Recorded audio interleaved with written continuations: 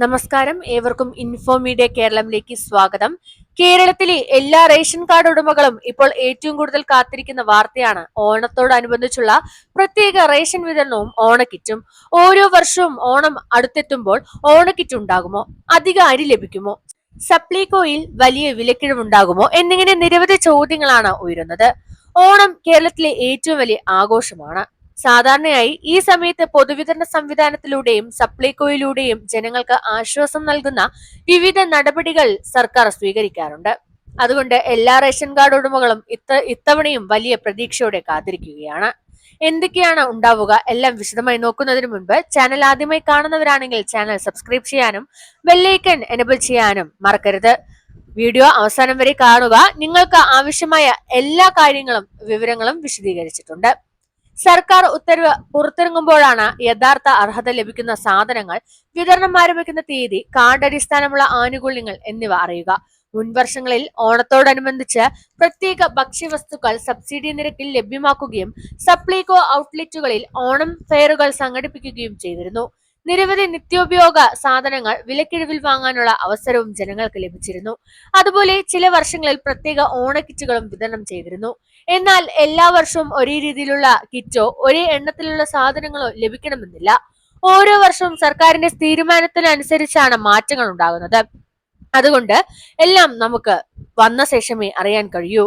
Ration card ഉടമകൾ ശ്രദ്ധിക്കേണ്ട മറ്റൊരു കാര്യം, റേഷൻ കടയിൽ നിന്ന് സ്ഥിരമായി വിഹിതം വാങ്ങുന്നവർക്ക് വിതരണം സംബന്ധിച്ച അറിയിപ്പുകൾ അതത് കടകളിൽ നിന്ന് ലഭിക്കാറുണ്ട്.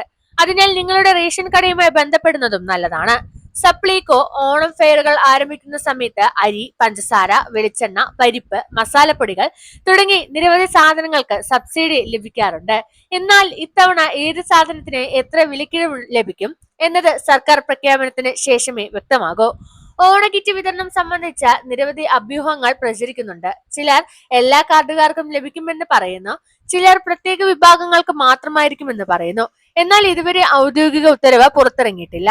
അതുകൊണ്ട് ആരും വ്യാജ സന്ദേശങ്ങൾ വിശ്വസിച്ച് റേഷൻ കടകളിലേക്ക് തിരക്കിട്ട് പോകേണ്ടതില്ല. ബന്ധപ്പെട്ട സർക്കാർ വകുപ്പിന്റെ അറിയിപ്പ് വന്നാൽ മാത്രമേ വിതരണം ആരംഭിക്കൂ.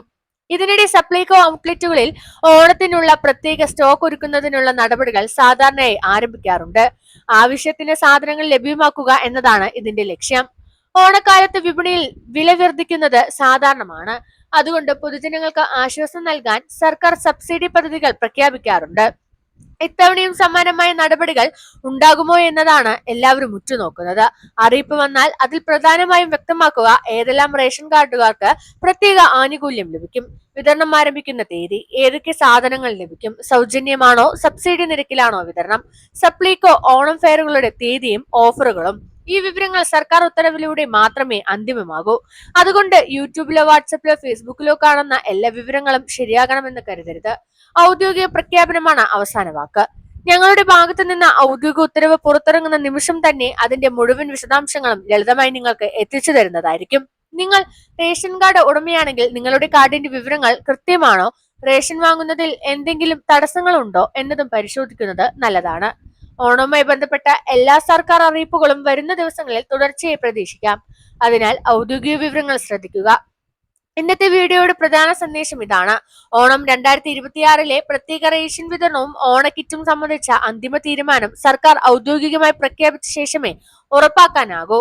അതുവരെ പ്രചരിക്കുന്ന സ്ഥിരീകരിക്കാത്ത വിവരങ്ങൾ വിശ്വസിക്കാതെ ഔദ്യോഗിക അറിയിപ്പുകൾ മാത്രം പിന്തുടരുക. ഈ വീഡിയോ ഉപകാരപ്രദമായെങ്കിൽ ലൈക്ക് ചെയ്യുകയും കുടുംബാംഗങ്ങൾക്കും സുഹൃത്തുക്കൾക്കും ഷെയർ ചെയ്യുക. പുതിയ സർക്കാർ ആനുകൂല്യങ്ങൾ, റേഷൻ, പെൻഷൻ, സപ്ലൈ, ക്ഷേമ പദ്ധതികൾ എന്നിവയുടെ പുതിയ അപ്ഡേറ്റുകൾക്കായി ചാനൽ സബ്സ്ക്രൈബ് ചെയ്യാനും ബെല്ലൈക്കൺ എനേബിൾ ചെയ്യാനും മറക്കരുത്. നന്ദി, നമസ്കാരം.